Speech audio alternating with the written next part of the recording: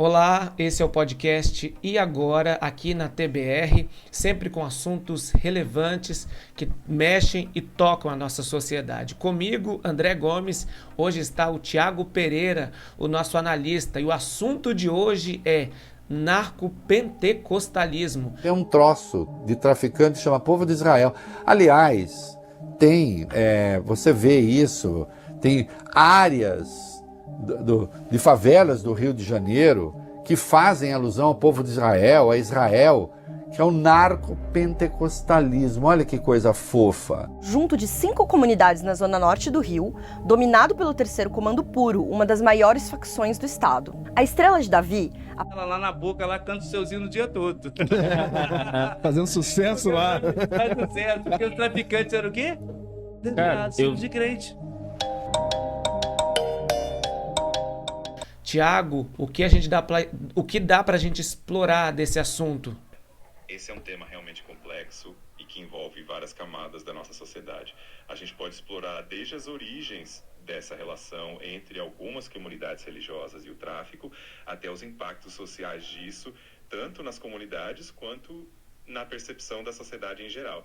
E, claro, é importante a gente sempre lembrar que isso não generaliza todas as igrejas, mas sim casos específicos que acontecem em algumas regiões do país. Tiago, agora eu quero que você explique pra gente, por favor, o que é o narcopentecostalismo. Quero que você se aprofunde para quem está em casa nos ouvindo, para quem está em qualquer lugar ouvindo a gente, o nosso podcast, saber do que a gente está falando de fato. Claro, André. O narcopentecostalismo é um fenômeno que se refere a uma interseção entre o universo do narcotráfico e certas comunidades pentecostais. Em algumas regiões, especialmente em áreas mais vulneráveis, líderes religiosos e grupos do tráfico acabam se relacionando de alguma forma, seja por questões de proteção, influência ou até mesmo para exercer poder dentro da comunidade. É um tema bastante delicado porque envolve dinâmicas sociais, econômicas e culturais e não deve ser generalizado a todas as igrejas, mas sim entendido dentro de contextos específicos. Quando você fala em áreas vulneráveis, a gente fala de favelas, comunidades. Explica pra gente, porque quando eu fui me aprofundar nesse tema, o que mais eu vi e ouvi é sobre o comando, essas facções criminosas usando favelas e as igrejas que estão inseridas nessas favelas, igrejas pentecostais, usando símbolos religiosos para cooptar esses irmãos e até disfarçar ali com lavagem de dinheiro. Eu quero que você se aprofunda mais para quem está nos ouvindo entender de fato o que é o narcopentecostalismo, porque a gente vai adentrar muito forte nesse tema aqui. Com certeza, André.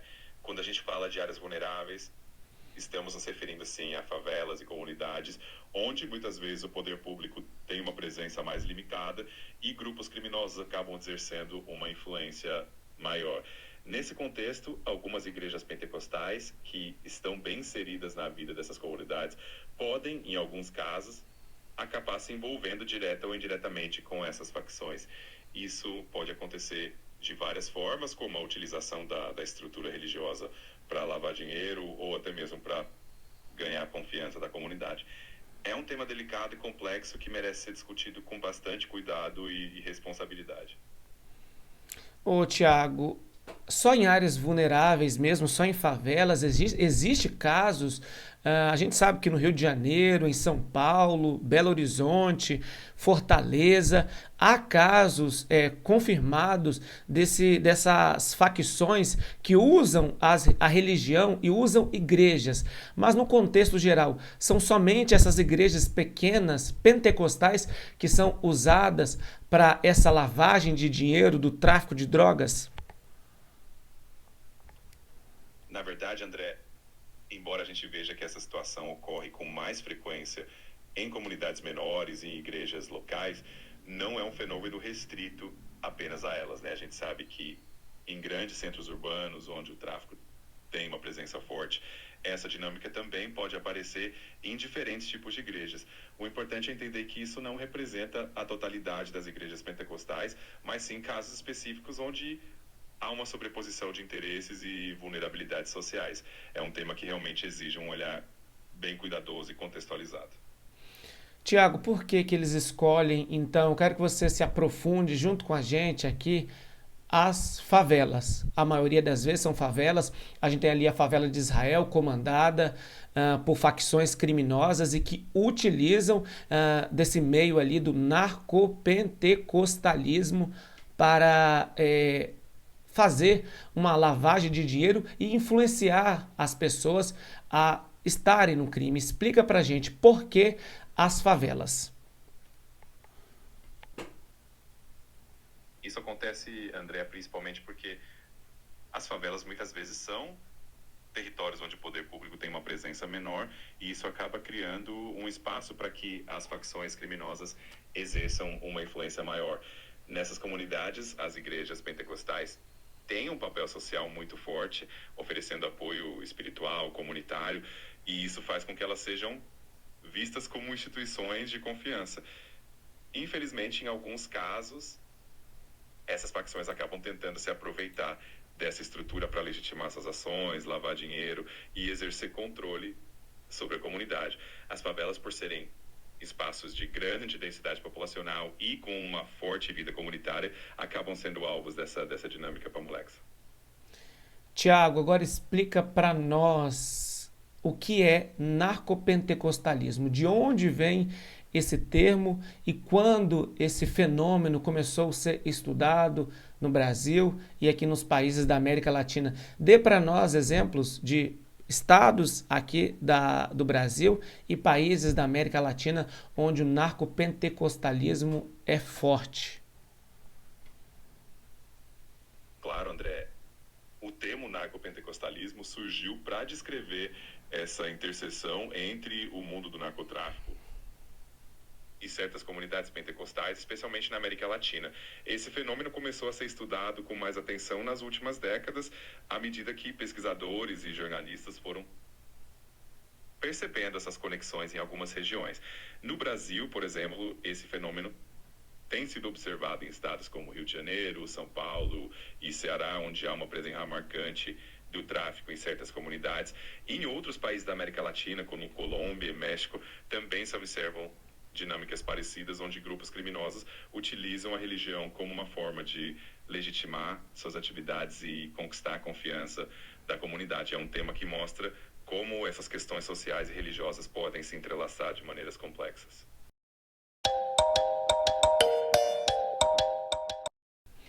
Tiago, esses traficantes, essas facções escolhem as igrejas pentecostais, essas igrejas pequenas, mas para lavagem de dinheiro, né? Eles não precisam fazer ali aquela questão de declarar impostos, o dinheiro que entra, muitas vezes eles não precisam dizer qual é a origem desse dinheiro. Então, a igreja, mais do que um espaço religioso para eles, é um espaço para lavar dinheiro, né? E talvez esse é o interesse maior por essas igrejas. Exatamente, André. Um dos fatores que torna essas igrejas um alvo interessante para essas facções é justamente essa facilidade em movimentar recursos sem a mesma rigidez de controle que uma instituição financeira tradicional teria, né? Nessas comunidades, o fluxo de doações e contribuições pode ser usado de forma a dificultar o rastro do dinheiro. Além disso, as igrejas também oferecem um tipo de legitimidade social, o que pode ser interessante para esses grupos na tentativa de ganhar a confiança da comunidade. Então, realmente, esse aspecto financeiro acaba sendo um ponto de interesse muito grande. Quando você fala em legitimidade social, Tiago, você está falando daquele pastor que é um ex-traficante, o filho daquela dona de casa que está no tráfico, mas mesmo assim está ali adorando, louvando e exaltando o nome do Senhor? Exatamente, André. Esse é um ponto interessante porque muitas vezes essas igrejas estão profundamente inseridas na comunidade e acabam acolhendo pessoas que têm histórias de vida muito diversas, incluindo ex-traficantes, familiares de pessoas envolvidas no tráfico, entre outros. Essa legitimação social vem justamente do fato de que a igreja consegue abraçar essas pessoas, oferecer um caminho de transformação, e isso acaba criando uma ponte de confiança entre a comunidade e a instituição. E isso também pode ser explorado por grupos que querem se aproveitar dessa confiança já estabelecida. Tiago, a gente conversava antes que a maioria desses pastores são traficantes que dizem arrependidos da vida que levava. A pergunta é, nesses cultos, tem fuzil, tem armas? Ou realmente é um culto que aparenta mesmo para quem vai fazer uma visita, uma igreja normal? Essa é uma pergunta bem interessante, André. Na maior parte das vezes, para quem está de fora e visita esses cultos, a aparência é de uma igreja normal, com celebrações, louvores, e a presença de armas ou algo do tipo não é algo que fica exposto durante os cultos, até porque a ideia é justamente manter uma imagem de um ambiente religioso e de transformação. Então, para quem chega ali, a experiência costuma ser de um culto tradicional, sem nada que remeta diretamente a isso. Tiago, agora quando a gente fala de fiscalização, como fiscalizar? Qual o poder, a justiça? Poder a gente sabe que tem, né? Mas como fazer isso de forma que não descriminalize no morro a igreja pentecostal pequena? Essa é uma questão bem delicada, André, porque a fiscalização precisa ser feita de maneira que não estigmatize essas comunidades e nem generalize a desconfiança sobre todas as igrejas. O ideal é que haja um trabalho conjunto entre as autoridades e as próprias lideranças comunitárias, valorizando o diálogo e o respeito. Assim, é possível garantir que a fiscalização aconteça de forma justa, sem prejudicar as igrejas que realmente estão ali para fazer o bem e apoiar a comunidade.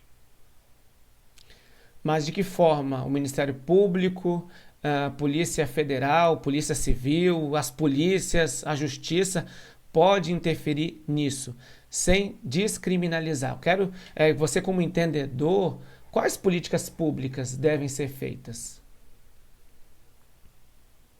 Esse é um ponto bem importante, André. Para que a atuação das autoridades seja eficaz e justa, é fundamental investir em políticas públicas que promovam o diálogo com as lideranças locais, a transparência e a educação dentro das comunidades. O Ministério Público e as polícias podem atuar de forma estratégica, focando em investigações bem fundamentadas e evitando abordagens generalistas. Além disso, é essencial oferecer programas de apoio social e econômico para essas comunidades, para que elas se fortaleçam e não fiquem vulneráveis à influência do tráfico. Eu quero que você dê o exemplo, Tiago, para nós que estamos aqui no E Agora, o podcast da TBR TV. Hoje o assunto é narcopentecostalismo. A gente tem exemplos claros no Rio de Janeiro, recentes. Traz para nós que exemplos são esses. Com certeza, André.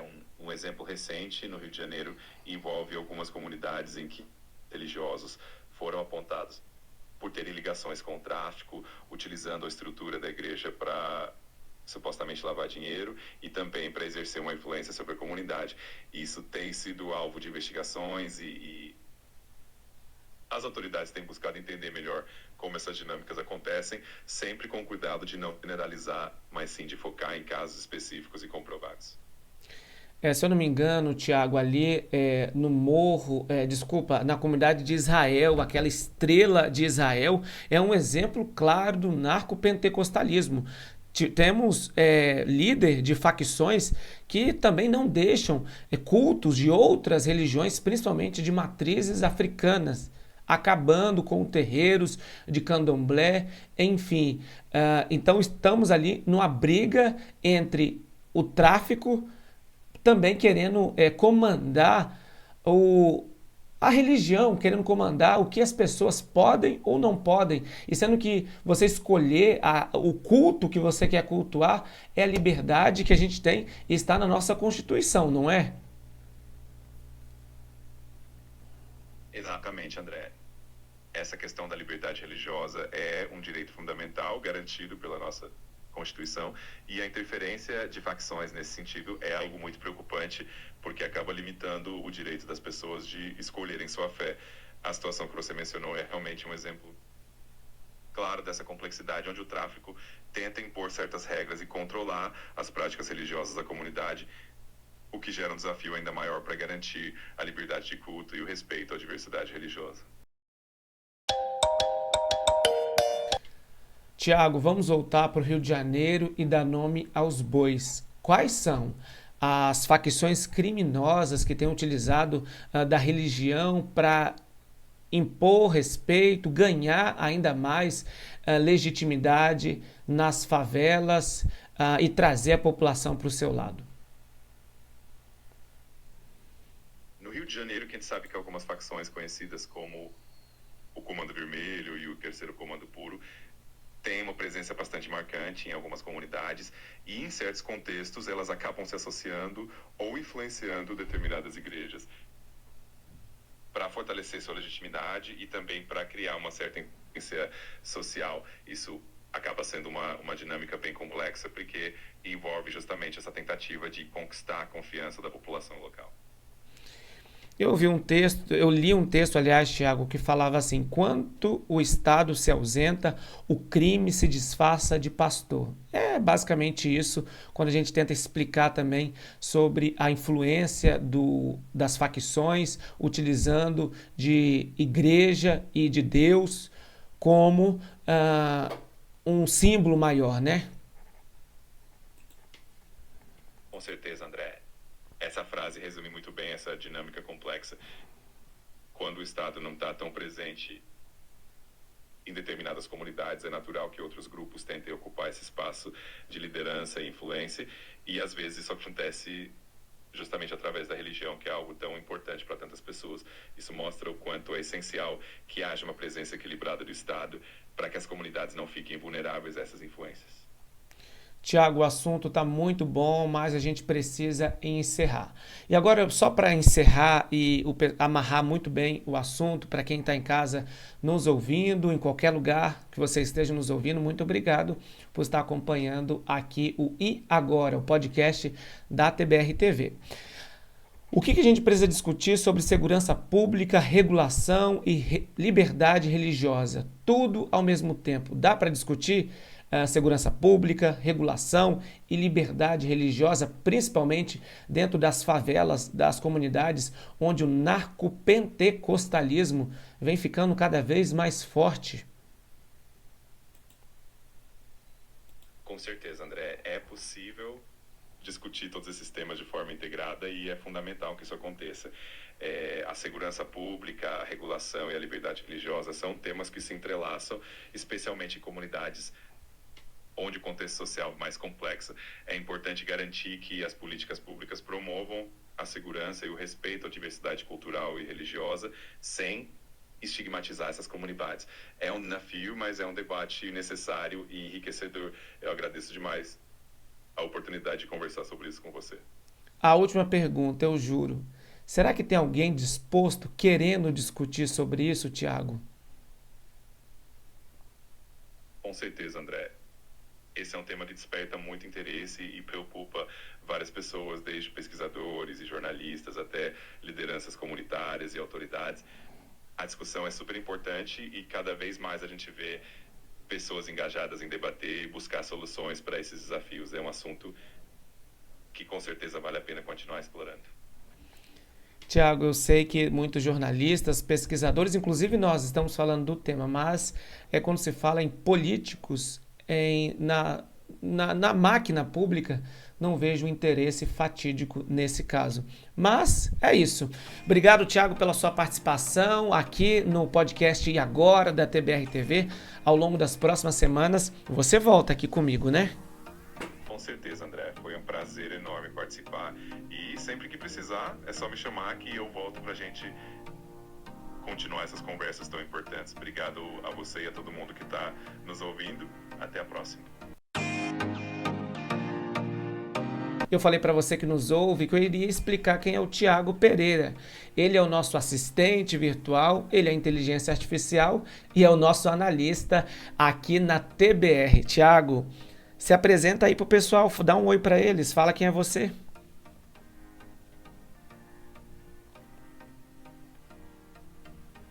Oi, pessoal.